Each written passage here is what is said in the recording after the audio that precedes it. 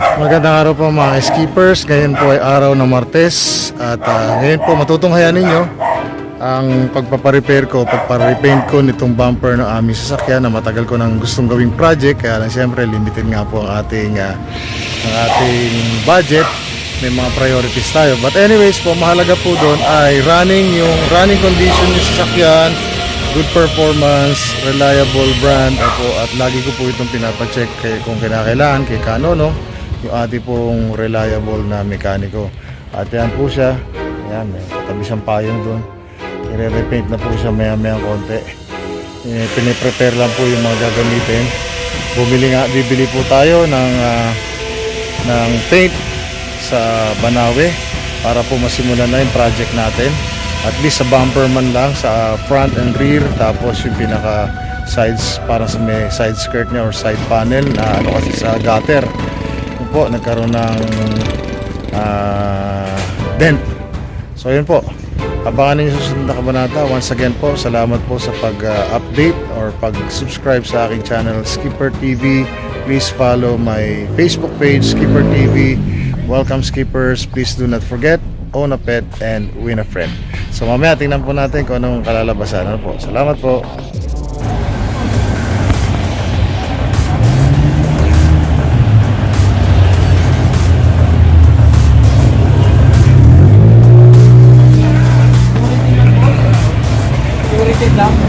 Ano po? Opo, yan. Ayan po, sisimulan na po yung pag-mix ng paint at ino-offer sa akin ni Kuya kung ano yung mas magandang quality o mas standard na procedure po. Sinasabi niya sa akin yung computerized daw po na pag-mix. Okay, ayan po yung mga available paints. Hanggang sa mga kulay gray na mga lagyan na yan, containers na yan. Tapos, meron silang weighing scale, so mas accurate daw.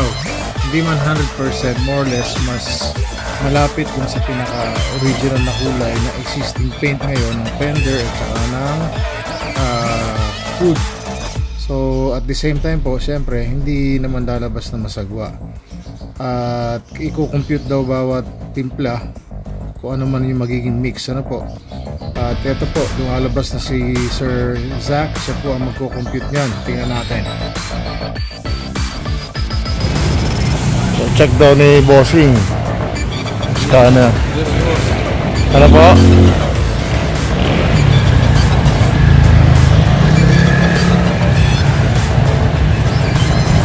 Yung bumper ang lalagyan ko. Kasi tingnan mo naman yung bumper ko.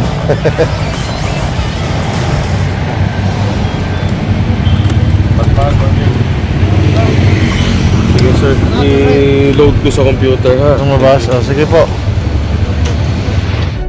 Pumasok na si Sir at sisimulan na yung magiging computation.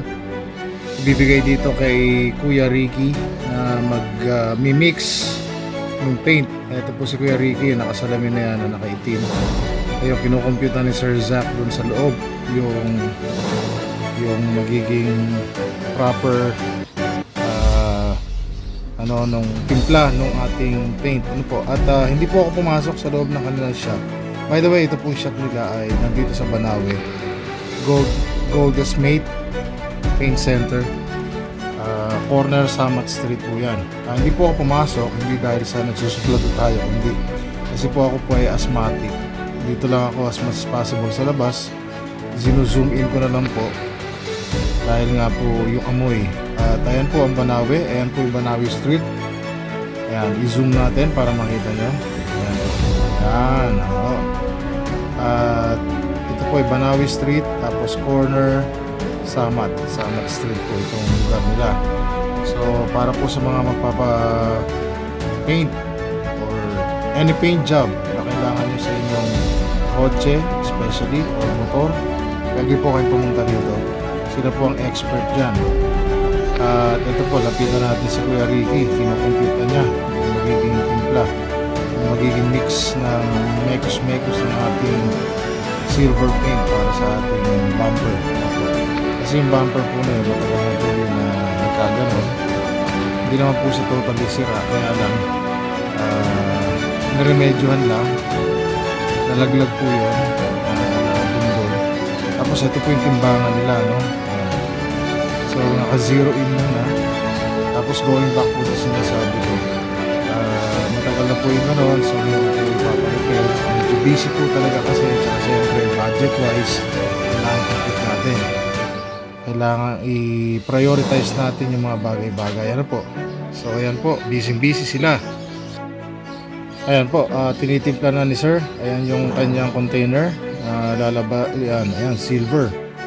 Ayan po yung pinaka base paint, silver. Tapos yung amount ng content na ilalagay niya dyan sa lata, nakakalagay dyan sa weighing scale. Magre-register dito sa left side na to, yung ilaw na yan. Ano, dyan po lalabas yung dami ng kailangan. Okay, so ganyan po ang procedure, napaka-systematic, napaka-scientific. So yan po, mas accurate po yan, more or less, no? Tapos tingnan natin ang kinalabasan, yung complete ni Kuya, may notebook kasi. Yan po, 212 tingnan natin, 8.7 grams. Yan. Tapos tutuloy na uli. Tingnan natin kung ano yung susunod na mixture. Kailangan pandagdagan. Hindi ko alam. Ano yata yung clear? Parang transparent paint yata po yun. Okay. So yung sabi sa akin sa Ricky, kaya Ricky, so nag-mix paint. So talagang ano, no? Tinitimpla po mabuti. Tingnan natin ang naging summary, 58.4 grams. Okay. Next, tingnan natin ang susunod. Complete ulit ni Kuya, nililista niya para naka-document. Ayan po yung weighing scale. So dyan makikita kung ano yung dami kailangan na requirement ng mixes ng paint para sigurado pong dekalidad, ano? Ito naman ay black.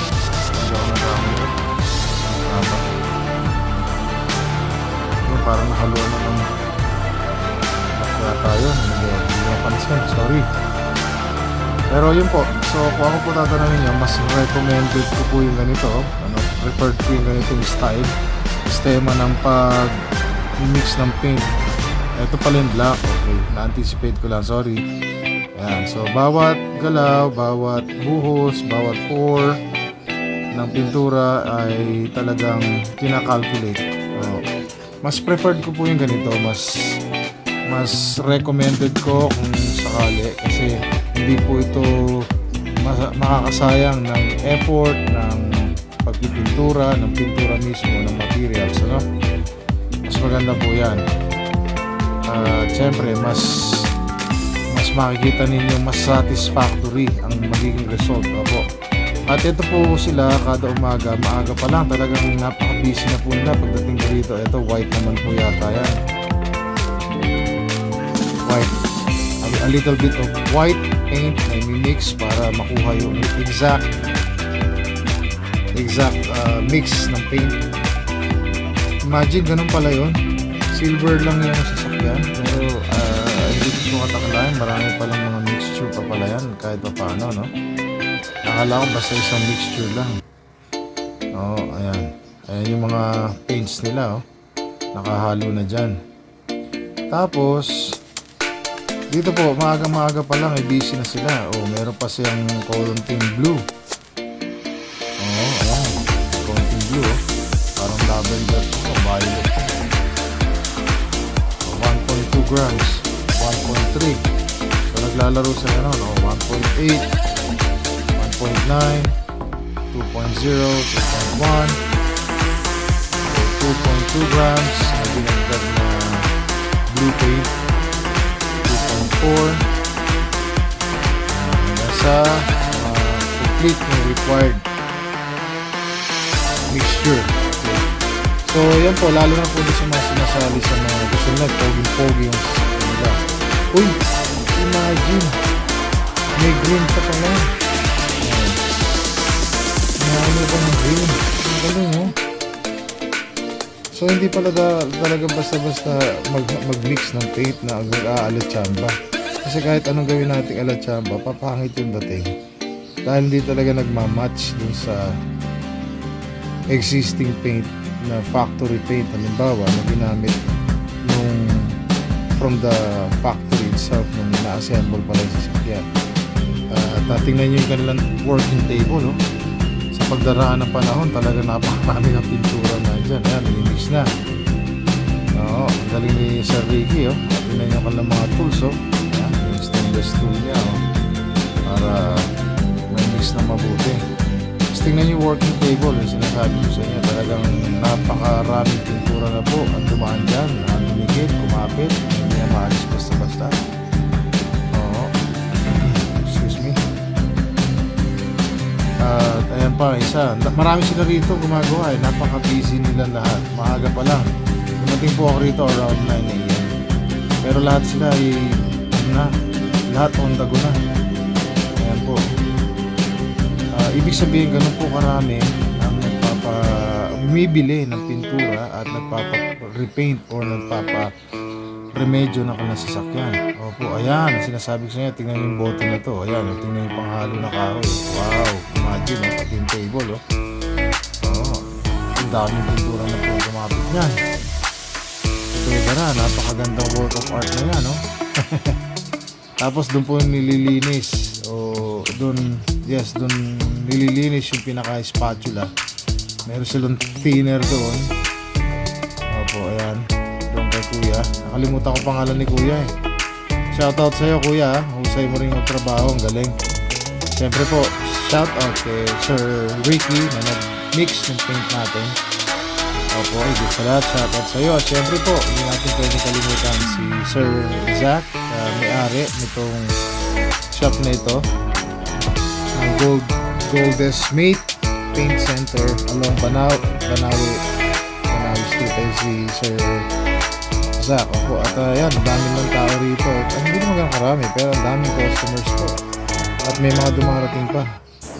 Kaya sisimulan na ni Sir Ricky na testingin doon sa kanyang plate, spatula plate, kung magmamatch na yung kulay. Tingnan natin kung ano susunod. Okay, so inilagay niya doon sa sprayer, kaunti lang. Tapos minix, ilagay doon ng konti. Okay, let's see what will happen next. Ito si Kuya nakapula, shoutout din sa'yo. Opo, napakasipag po niya. Kanina pa po, kilos ng kilos po pabalik-balik. Parang siya yung tagasinop ng mga empty cans ng paint na kailangan itapon, yung mga papel, ganun. So yung in charge. So division of labor sila. Ayan, yung test na ni Sir Ricky. Tignan natin gagawin ni Kuya Ricky dyan. Pipintura na niya dun sa plate. Ayan na. Okay. Ganyan pala yun, ano? Kamangha-mangha, ano? Galing. Pero alam niyo po, going back, nandito lang talaga ako sa labas. Di po ako mapasok. Kasi, ngayon nga, medyo lumapit ako ng konti. Pero kasi, nag-face mask na lang ako. Napaka-strong po ng amoy. Tapos, ayan, nilagay niya dun sa kanilang parang heater para mabilis matuyo. Ano po? Ayan, ang ganda, oh. Para may init ng araw doon, oh. Ganun pala yun. Kung nakita yun, hindi ko alam yun, ah. Ang cute. Tingnan natin. Ayan, tinitingnan niya kung nag-cure na yung, agad yung paint. Tapos, in-spray niya uli. Siguro napakainit yung heater na yun. Yung parang burner na yun. Ayan natin. Inis, oh. Ilalagay uli doon sa burner or sa heater para ma-dry agad siya in less the time needed kaysa ipapaarawan pa. Oo. Pero in fairness po, napakainit ng araw ngayon, ha? Napakaganda na sikat ng araw. Tingnan natin susunod. At yun nga po, going back to what I'm saying, ang smell po talaga ay very strong, lalo na doon sa mga may asthma katulad ko. Huwag kayong papasok at delikado po. Ayan siya. Parang hindi pa masyadong hindi eksakto nakukuha rin, no? Hindi, yung ng araw na nakikita mo dyan. Yung ng araw. So pag nilagay yan doon sa bumper ko mamaya, okay na siya. Oh, sige. Kasi after niyan, sir, ito namang hood pa bibirahin ko. Oo. Kasi ito, yung kulay mapili pa yan. Yung hood? Oo. Hindi, kasi may ano yun. Tingnan nyo po, ayan oh. May ayan oh. Ayan, para Kaya po. kasi yung kulay Oh, test niya. kasya dito? Ganun. Kaya lang, baka hindi matapos kasi pagkatapos niya, pati yung sa likod, eto titirahin to eh. Ilalim. Opo, papaano ko na yan eh. Yes po. Hindi lang po yun eh. Kaya baka sakto lang ano. Oo, may formula na tayo. Sige. At least sir, tinatabi nyo ba yon? Oo. Tinatabi nyo? Nakalit ka na din. Okay. Sige. Para po pag ano ko. Sige. Oo.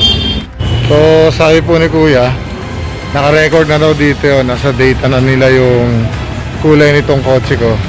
Para kung magpapapintura pa ako halimbawa ng hood. Kasi nga may parang na wear off na kulay doon sa hood eh. At saka the whole body ng kotse kung sakaling papahilabos ko, may record na po. Ayan, okay. So ganun po ka-accurate kahit pa paano yung kanilang ginagawa dito na pag-mix ng paint para sa kotse.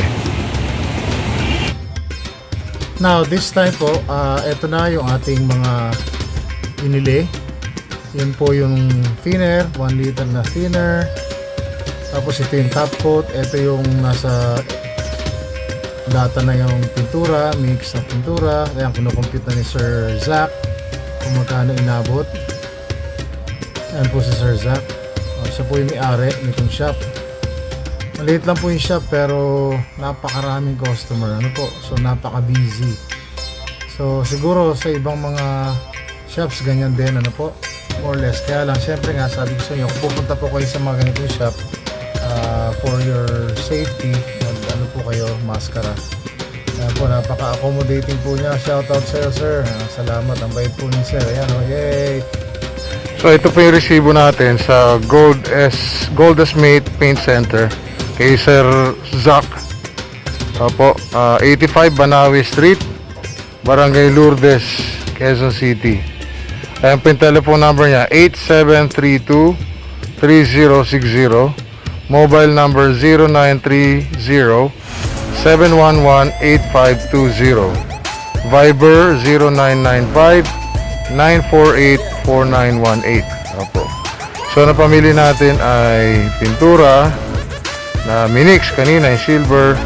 Tapos, yung top coat at saka yung 1 litrong thinner. Okay, nandito na po tayo kay Kano, yung ating magiging yung gagawa ng ating sasakyan. Ito po kasi yan, actually matagal na po ito eh. Yan nakatornilyo lang po yan. Finally, mapapaayos ko na yan kahit pa paano, no? Kasi syempre hindi naman po tayo mayaman eh. Marami tayong priorities. Yan si tatay, nakagaling na niya,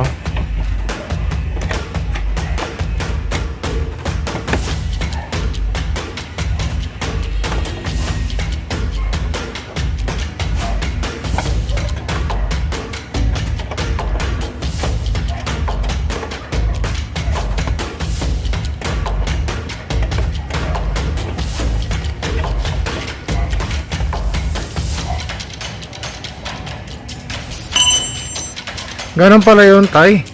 Kino-computer Oo. ang timpla. Hindi basta hinahalo. Tama po ba? Tapos, inaano mabuti, tinitimbang. Based dun sa computer, sa ano ng computer, dun sa computation.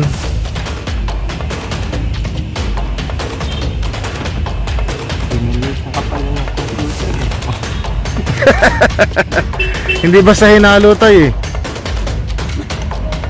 Yung sinasabi niyo po ba basta ihahalo lang gano'n? Kasi daw para daw mag-match yung kulay ng bumper dyan sa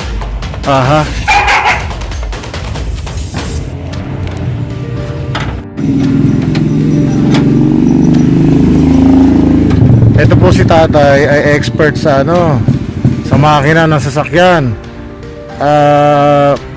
Siya po ay kabarkada ng biyenan kong lalaki. Hindi lamang po recommended, kundi talagang ano po, masasabi ko na ano, expert si tatay, si Kanonong. Kasi po ano, ang mga ginawa na niya sa sasakyan ay any brand ng American cars. Tapos Japanese cars. Ayan, may lumabas tayong Korean cars, nakagawa na siya. Ngayon may Chinese cars, di ba po? Nakagawa rin si tatay lahat dyan. So expert, yung European cars, syempre Project ko ngayon, helicopter na. helicopter na. Tapos aeroplano tay. Hindi, helicopter muna para pag bumagsak, medyo may buhay ka ng konti. Okay. Hindi dire-diretso madidisgrasya, no? Problema ko yung magro-rotate. Skyjet pala. Oo. Tama. May kasama akong piloto eh. Ilan yun? 5 yata yun. Pwede natin pa-test sa kanila, ano po? Isa-isa. Oo. May papasok pa raw na ano eh. Meron pa raw interesadong sumapi na 40. Di sila muna pa-testing natin, ano? Joke. Alam mo sa tatay, ano po eh, napaka ano po nito, joker po siya, mabait. Mabait po. Totoo lang po, ano, dito po ako lagi nagpapagawa sa kanya. At kumbaga, may mga giveaway katulad ng biruan. Siyempre, masaya usapan. Tapos may natututunan ako, yan, ganyan.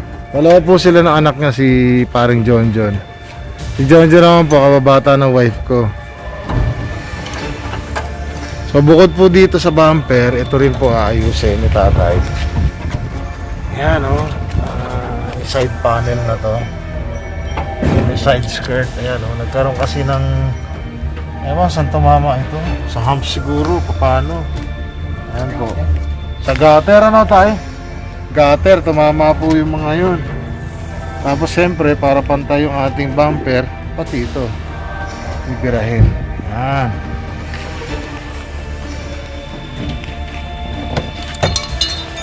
Anong nilagay nila tayo na parang ano? Nilagay ng parang plancha? Hindi. Nilagay ng pa.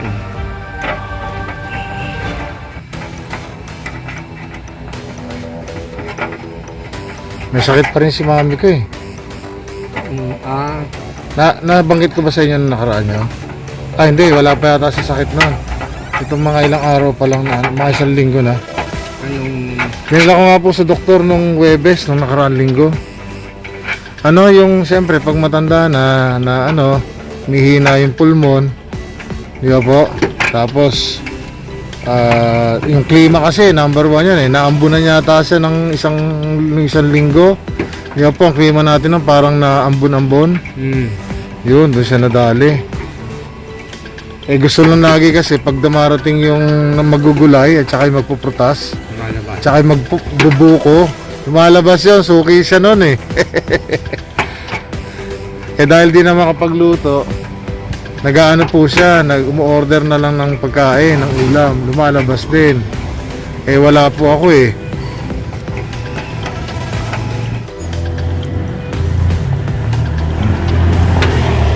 Hindi niyo po na itatanong si tatay, yung huling project niya sa mismong pamangkin niya. Camaro tayo, di ba? Oo, ano yun? Talagang sira yun, totally sira yung Camaro. Binuo ni tatay yun hanggang sa mapinturahan lahat. Siya po gumawa, sa pamangkin niya po. At ayun, nagagamit na ba o paano? Binenta na lang uli? Pang display. Pang display, parang pang show. Oo, ayun. Inaano ng pang-araw. Yung pa? Nasa quarter. Nandun daw sa Clark. Yung Camaro. Yung pamangkin po niya, maraming sasakyan. Mahilig po sa mga American tsaka European cars. So, doon lang po, isang testamento po yun na siya ay expert o marunong sa mga ganyan. Kasi syempre din po, kita naman natin sa edad ni tatay, ano po. Siya ay talagang marami nang nahawakan na mga iba-ibang klaseng sasakyan. At saka syempre po, nung araw, bata-bata pa siya, mauso sasakyan natin nun eh. Mauso sasakyan sa Pilipinas pa na mga American cars, no? Tsaka European cars, ano po? Yun. Tapos ang talyer nila tatay dito. Simple lang yung talyer niya, bahay at the same time. Sa Isarog po yan. Isarog Street Corner, Calamba. Or Calamba Street Corner, Isarog. Ang ganda pa ng payong ni tatay, oh, heavy duty. Ayan, oh. Oh, di ba? Sa inyo. Talagang hindi basta-basta lilipa rin ang hangin. Mabigat nga lang. Pero dito lang naman niya ginagamit eh. Tama-tama. Swak. Gawa lang po niya yan eh.